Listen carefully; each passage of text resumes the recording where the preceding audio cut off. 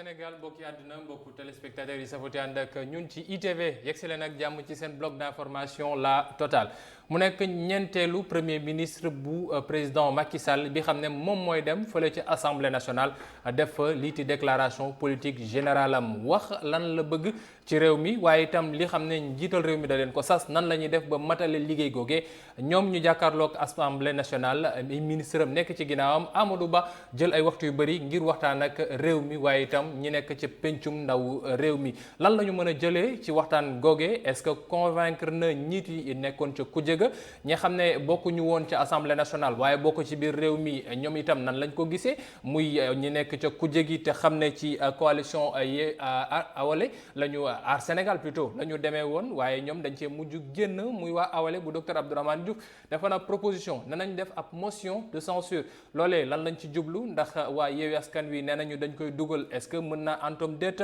waa nguur gi lan la ñu ma jàngate lii ci déclaration politique u Amadou Ba boobee est-ce que répondre na seeni attente est-ce que liñ ci doon yaakaar lépp gis nañ ko ci loolu lañ fas yéen waxtaanee tey ci seen bloc d'information la totale ma fàttali ñu am mbégte dalal ci plateau bi Alioune Sy nekk membre ci coalition Benno Bokk Yaakaar moom la ñu dalal ci benn boor bi Alioune ñu nuyu la bàyyi la nga nuyu waa Sénégal waa àdduna ak ñi xam ne ñoo ñuy teewlu.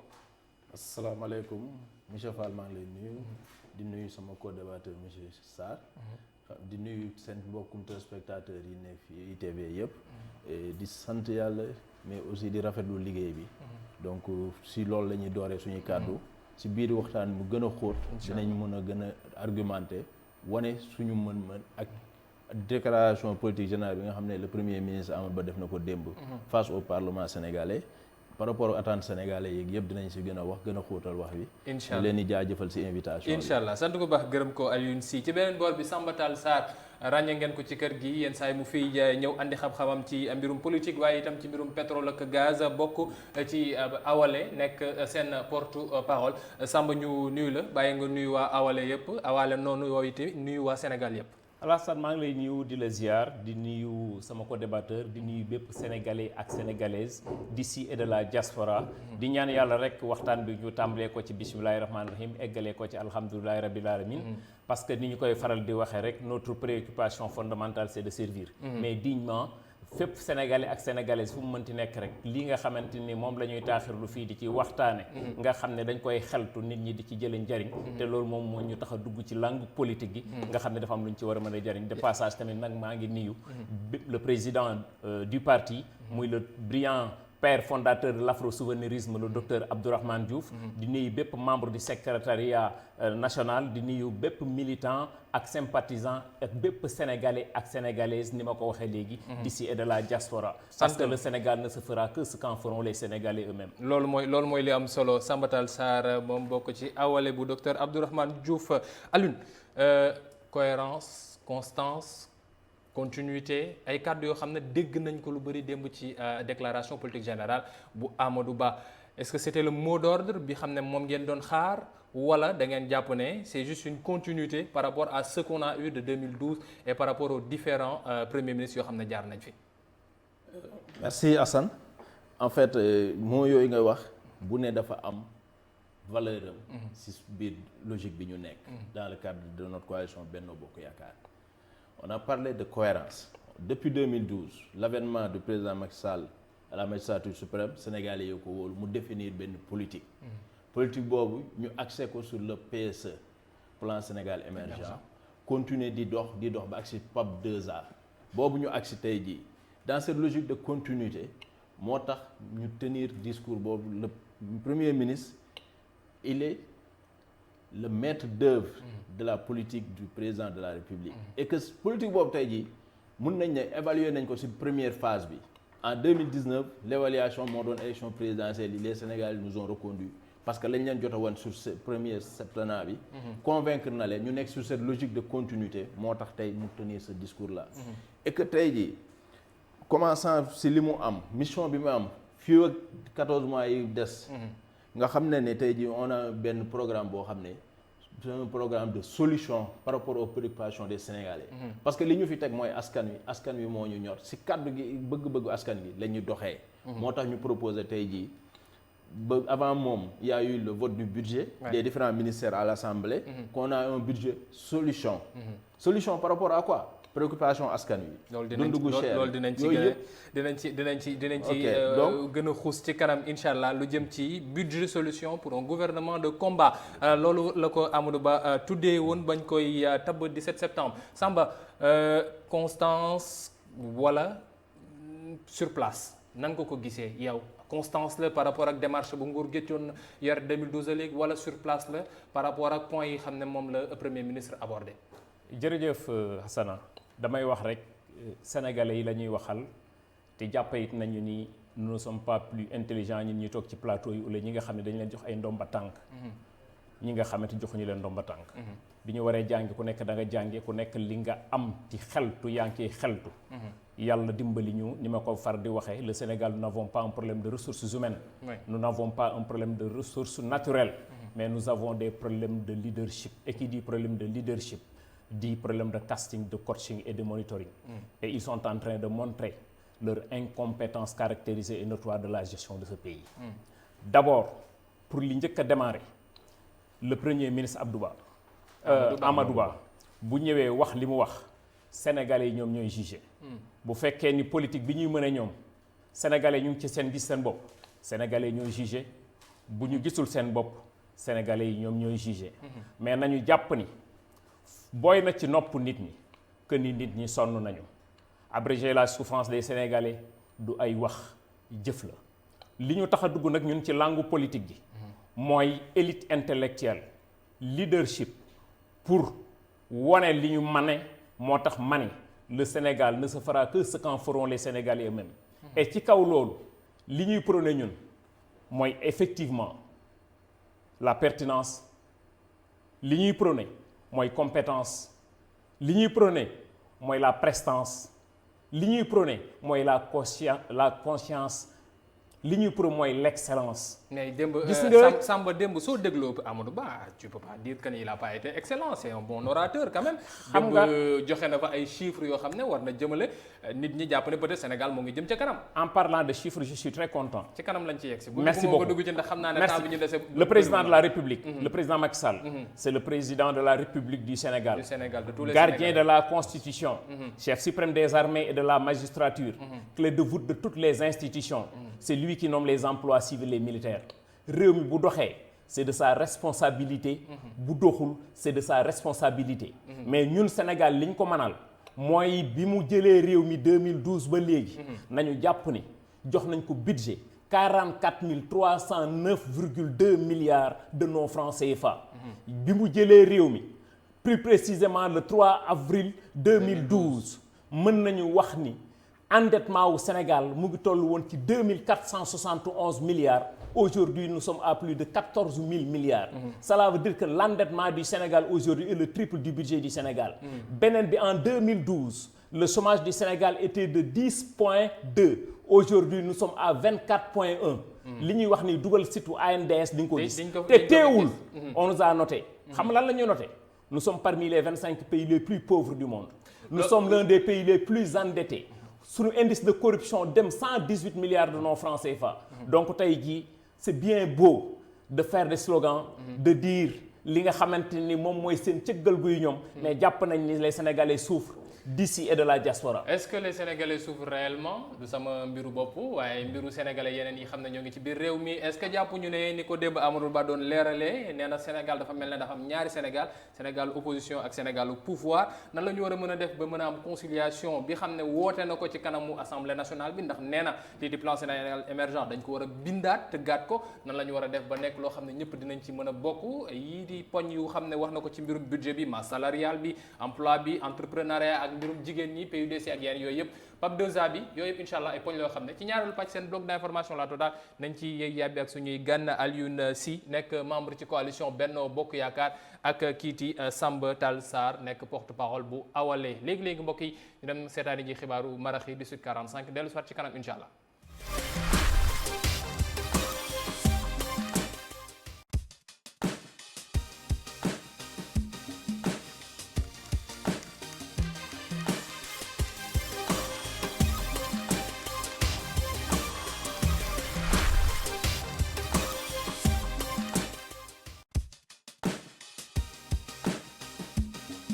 ko ñu yegg si mbokk yi ci ñaareelu pàcc seen bloc d'information la totale suñuy gan Alioune Sy bokk ci coalition Benno Bokk Yaakaar ak Samba Tall Sarr nekk porte-parole bu parti bi di Awalé docteur Abdourahmane Diouf jiite ko. Alioune Sy démb waxtaan wi ba mu bëree ci biir am na ay poñ yoo xam ne mën nañ ko cee jàpp ci yi xam ne kiiti premier ministre bi wax na ci mbirum budget bi budget solution gouvernement de combat. wax ci réécriture loo xam ne mën nañ jàpp ne ab scoop lañ ko mën a wooyee muy réécriture lii di plan Sénégal émergent réécriture bi pour lan la dafa fekk lii xam ne dañ ko doxaloon ci diggante peut-être 2015 ak léegi dafa nekkatul lu efficace wala dafa am leneen lu yees loo xam ne moom lañ ci war a defaat. ok Cheikhna en fait il faudrait que nit ñi comprendre réécriture boobu ñuy wax. c'est pas que li fi nekkoon dafa baaxul. mais dafa am yeneen yu bees yu ci feeñ yu ci tegu vous savez que Sénégal dañoo tolloon ci phase boo xam ne PSE bi ñu koy bind xëy na gisement pétrolier et gazier yeeg yëpp découvrir wuñ ko woon y a pas eu le contenu local mais bi ñu demee ba loolu yëpp am te président Macky Sall dans sa gestion mooy que li ñu yor Sénégalais yëpp bokk ko dañ koy waxtaanee il y avait des concertations au niveau national tous les acteurs politiques pouvoir opposition ont été conviés à ça ñu toog ñu waxtaanee li ñu am muy ressources yeeg yooyu. par rapport à ça moo tax ñu bëgg a def benn relecture boo xam ne ñëpp dañuy ñëw le contenu local dañ ko siy insérer. xool le devenir du Sénégal. parce que ce soit le président Macky Sall le premier ministre Amadou Ba man yow ak keneen Sénégal moomuñu ko. dañ koo bokk ñun ñëpp. li ñëpp bokk rek dañ koy pàccoo saa su ne mooy ñu toog waxtaanee ko si fànn yu leer nañ ku ne gis si sa bopp ku ne xam li ngay demee. ndaxte Sénégal ressources minières yooyu. dina andi contribution bu baax ci économie Sénégal. sur le plan de l'emploi création de nouvelles richesses. mais yow jàppoo ne suñu waxee dañuy bindaat aveu d'échec la parce que suñu toogee ne non président moo ngi def lii moo ngi def lële ñu avancé ba ñu wax ne ñoo ngi dugg ci PAP 2A ngir mën a gën a doxal lii ci plan Sénégal émergent léegi ñu ni dañ koy réécrire est-ce que c'est pas un aveu d'échec? non en fait réécrire bi moom laa la wax rek li ma la wax la. xam nga bi ñoo commencé PSE ñëw PAP 2A. ci phase évolution lañ nekk day évoluer. mais ba ñu def PAP 2A xamoon nañ ne. non en fait pétrole ak gaz am na fi ba ñu joxe date exploitation yi. xam nga date exploitation yi ñu ngi siy jëm bientôt. 2023 et si dans cette même logique réécriture boobu. dans 2 jours il y aura benn atelier national boo xam ne de restitution sur l'allocation des ressources minières et gazières boo xam ne ñëpp a koy waxtaanee c'est ouvert au public. même ku mënul participer physiquement. par le biais du net mun nga participer sur ça chacun joxe avis par rapport à ça il y a eu le contenu local nit ñaa ngi siy wax.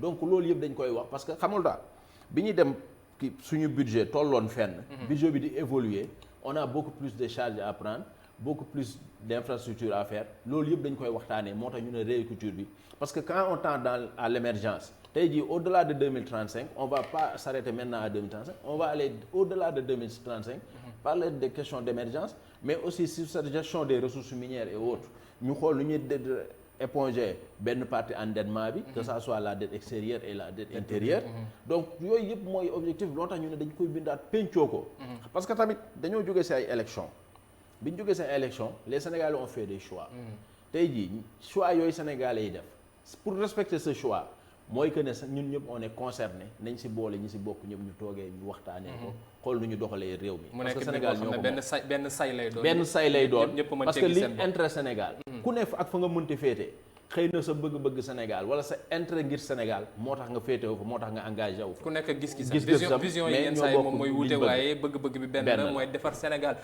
alors Samba démb PSE nouveau un nouveau PSE après le. ku colloque yi xam ne defoon nañ ko ba jóge ci yoonu yokkute ne léegi dañuy dugg ci PSE ne non PSE moo ñu yóbbu ci émergence moment jug ñu ni léegi dañuy defaraat PSE yow tu es pour ou bien tu te dis que non c'est juste un nouveau slogan comme ni ñu doon wooyee PAP 2A ak PAP 1 ak PAP 2. sama yaram dafa summeeku. Asana xam nga sama yaram summeeku. parce que bu fekkee ni ay sénégalais la ñu nekk fii xam-xammee ràññee am droit au chapitre. xam ñi fi nekk nan lañ yore réew mi c'est parce que ils ont montré leurs limites. leurs limites xam nga mooy lan vous me parlez de PSE avant le PSE lan lañ yoroon. yoonu yokkute ñu teg yoonu yokkute ni PSE plan Sénégal émergent. c'est pas des Sénégalais ñoo ko njëkk a bind. dañ koo jëndi à l'extérieur ñu fay ñu indi ko non brave. fonctionnaire yi nekk fii defaraat ko on l'a acheté. nga dem ba ci yàgg nga ne noo doxul nañ ko doxalaat il a parlé tantôt ci sunuy ressources Hassana Sénégal s'il ne restait que C7 ou le C8 Sénégal dem na yoonam soxlawuñu même les institutions financières am nga ministère de l'industrie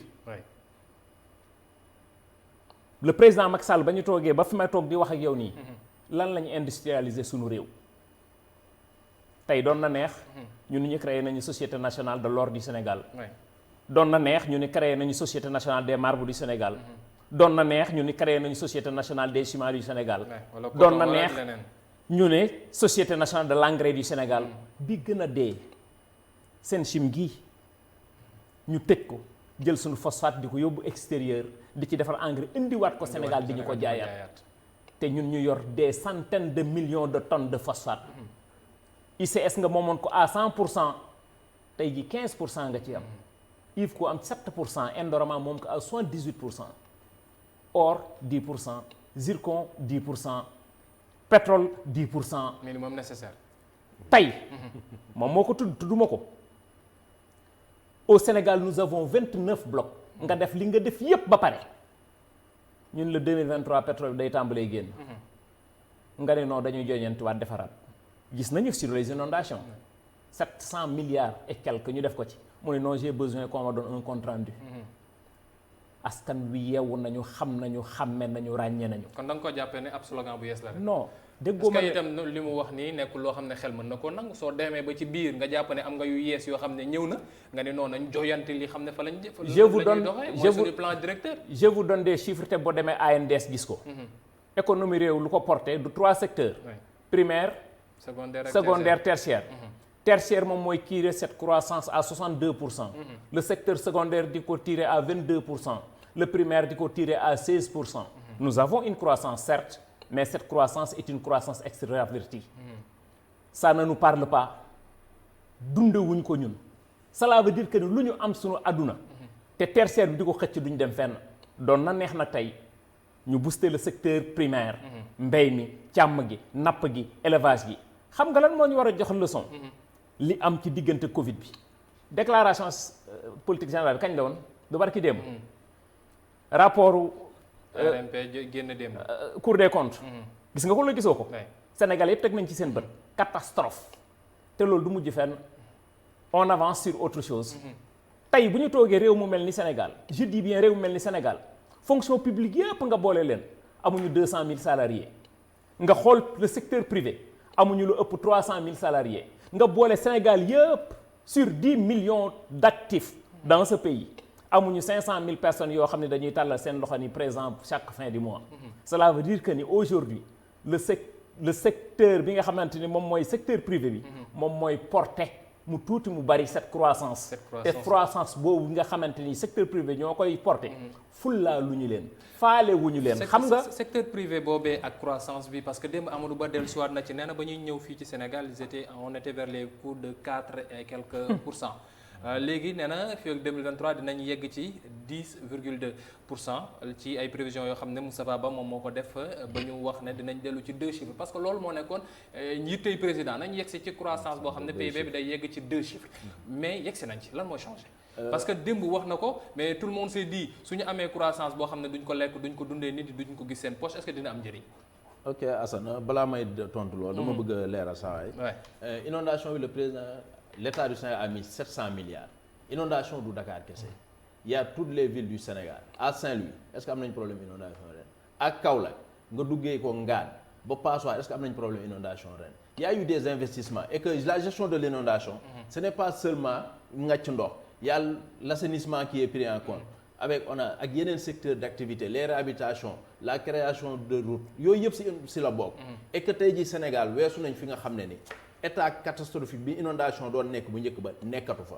maintenant ce qui se passe en banlieue zones yi inondées yëpp sont des inondations qui datent bien depuis bien longtemps mais fu ñu amoon inondation rek ñu koy ko. boo ko demee léegi nii ñu dindi ko foofu zone yooyu noonu ngay wax noonu mooy yenn yu nekk ci banlieue bi ak yenn zones yoo xam ne dañ koy gis.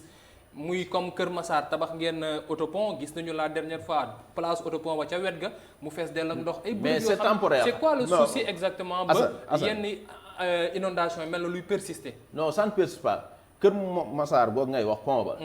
à 18h20 ba ñu ko fa gisee à 18h25 ndox desatu fa. c'est à un moment T c'est bien déterminé c'est à un moment T. au-delà de ce moment là quand il y a muy taw ndox mi di ñëw pression bi di bari. dina stagner benn instant mais au bout de 5 minutes day dem amatu fa. bañ ko signaler en moins de 20 minutes l'eau n'était plus là-bas. parce que conditions yi muy demee ma nga fa mais quand maintenant quand on fait des infrastructures. avec l'accompagnement qui et que la population. fait des choses contraires par rapport à ça di occuper voie publique beeg yenn espace ba ndox mi mënul dem. ça c'est un autre problème boo xam ne c'est dans le cadre du suivi. et ça on est en train président d'avancer. yenn saa yi jow ak ñeneen ñi xam ne ay autorité di wax ne non sénégalais dañoo dem dëkk bërëb yoo xam ne waruñu fa dëkk mais ñi jiite ñoo leen jox suuf si. mais ñi jiite état ñoo leen daggal ne leen non dafa leen. xam nga tax loolu assainissement bi et tout ce xam qui nga tax va loolu avec. état continuité la. avant président Macky Sall di ñëw ñooñu dëkk nañ fa doo ñëw xëy un bon jour yëkkati leen ñoom ñëpp nii benn taxañ yëkkati leen. ils ont mis des investissements. ay borom kër lañ dañoo yor seen i njaboot yor seen i doom ñu dëkk fenn màggee fa am ay école am ay hôpitaux tey boo xëyee di leen toxal yëkkati leen ñoom ñooy yan conséquences nga mën a am yan rupture fraction kii sociale bi nga mën a créer parce que il faudrait que ñu calculer ne lu ñu def rek da ngay xool contour yi le pour et le contre xam au-delà foofu donc c'était juste pour revenir xam mu xam ne et concernant les ressources minières et gazières moom milieu la xam na li may wax. Est-ce que dans le monde entier il a vu quelque part où cette gestion des ressources minières et gazières est mieux partagée dans ce pays amul milieu la xam na ko li information yu ci am les informations sont rendues publiques. Même concernant restitution étude d'impact sur les ressources pétrolières et gazières c'est rendu public ça sera jeudi. avec Boss suivi Petrogaz. Il y a le contenu local. Chaque jour, on fait des séances d'information au Sénégal pour le faire savoir. Maintenant, la création de sociétés. Je suis d'accord, l'État peut créer. L'État ne crée pas en réalité l'emploi, mais l'État crée les conditions d'emploi des personnes. Je suis d'accord avec vous. Mais aujourd'hui, si nous avons un patronat qui veulent investir, ils ont cette facilité d'investissement. Période post-Covid, l'État a fait d'énormes efforts pour soutenir le patronat sénégalais, a fait que ces salariés donc ñooy bourse économique qu'ils soient à l'aise. Tey jii concernant la fonction publique, il y a une hausse salariale pour les fonctionnaires. L'État est en train de négocier avec le patronat pour que ñu dans le secteur privé qu'il y ait une hausse salariale pour que les gens se sentent concernés. Gis nga réew bu ñu koy tabax brique par brique la ñuy teg du ñu xool li fi ne yëpp lu bon duñ ne rek lépp baax na ne lépp gongo mais li baax avancé nañ considérablement. Et concernant maintenant si li nga ma posé sur. pour kii bi taux de croissance bi à 2%. PIB bi xam ne moom la ñu war a yóbbu ci 2% léegi. ci 2 chiffres plutôt 2 chiffres. ça c'est qui sont des investissements. tey jii boo xoolee suñu budget fi ñu tolloon. et on est arrivé à un budget de 6400 et quelques milliards.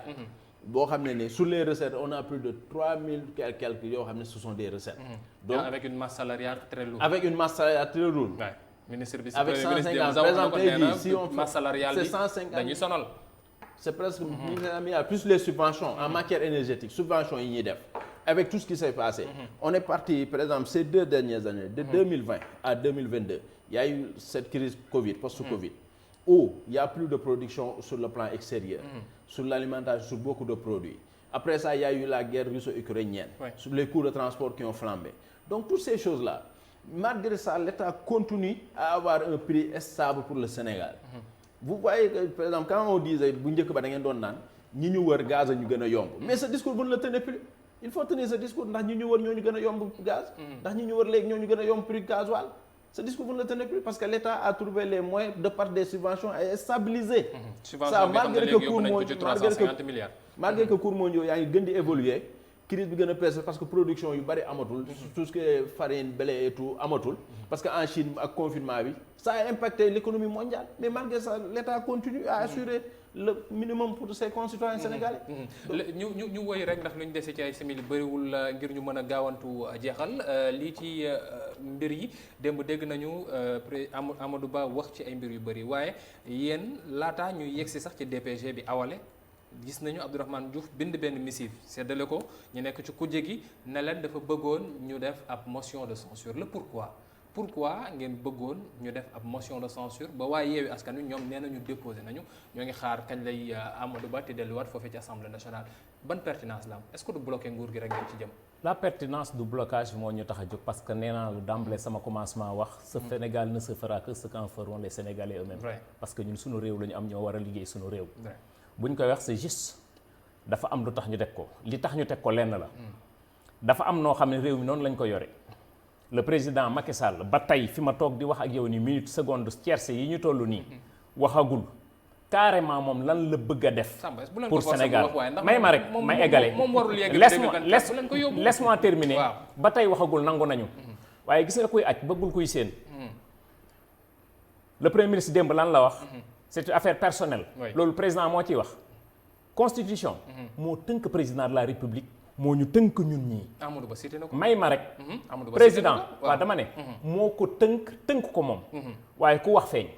ci tënk boobu mu wax ni c'est personnel président moo ciy wax. wax na nombre. de mandat waaw kon waru woon dugg foofu kooku mooy benn. deuxièmement pour ne pas perdre sama fil. waaw dafa wax léegi gàcce la ñun ñuy toog di ndamoo aide bu ñu France di jox. ça a passé. nit ñi prêté wuñ ci attention kooku mooy benn quand je parle des sociétés nationales rek nga baal ma parce que ci société nationale waxuma ni état mooy créer société nationale mais état mooy créer les conditions Macky Sall le président de la République yor porté signature u Sénégal aujourd'hui lu mu jël ci turu Sénégal keneen ku ñëw ci état bi da ngay kon ci présidence de la République da ngay kon ne état Sénégal ñun ñoo koy fay kon tey bu ñu toogee ba benn moment président de la République bu taxawoon ni dañu bëgg a créer ay société nationale ci sunuy ressources bépp sénégalais d'ici et de la diaspora société multinationale yi ñu fi yëpp dañ leen defal exonération fiscale ku ñëw investir sur l'or sur le marbre sur le ciment ci nangam ak nangam. ñu defal la exonération fiscale ñun defal leen exonération fiscale ñun yéen secteur privé ñu constituer en consortium. ñu ànd ak état je dis bien uniquement sur l'or le fer le pétrole le gaz le marbre le phosphate. lii rek mën na décoller Sénégal te n'oublie pas de Elinkine à Saint-Louis tu as 700 kilomètres de côte tey jii jën boo lekk problème la ci yow de Saint-Louis à Bakel tu as plus de 240 000 hectares ci suuf boo xam ne béyaloo ko tu perds 640 mètres cubes à la seconde de l'eau douce biy jógee ci fleuve bi di reversé wu ci océan Atlantique bi fële ci bël ba ci embouchure bi loolu yépp gis nañ fi plan gis nañ fi li nga xamante ni moom mooy loolu yëpp canal di Bawol xam naa ne temps bi dañoo xaw a tànce loolu yëpp duñ ci mën a gën a dugg beneen yoon insha allah Aliou pour terminer en 30 secondes démb ba muy jeexal ñëpp dañ ko doon xaar ni Boun Abdallah Dionne def ni Abdoul Mbaye def ni Mimi Touré def ñëpp doon xaar mu def ko defu ko est-ce que c'est pas la fausse note de la DPG de Amadou Ba vote de confiance bi xam ne da koo tënk dem yoonam non en 30 secondes s'il vous plaît. En fait il faudrait comprendre que muy Boun Abdallah Dionne Mimi Touré ñeneen ak ñeneen composante bi ñu fekk ci parlement bi ak moom bokkul xam nga en fait discours politique général da ngeen ko jàppee daw dës non du daw dës dama ne discours politique général bi ça a pris en compte les aspirations du peuple et la preuve mooy avant moom muy ñëw les ministères sont passés par le vote des budgets ils ont défini les programmes même bu ñu ko tuddee répétition c'est une chose qui est passée les votes du budget sont passés sans problème.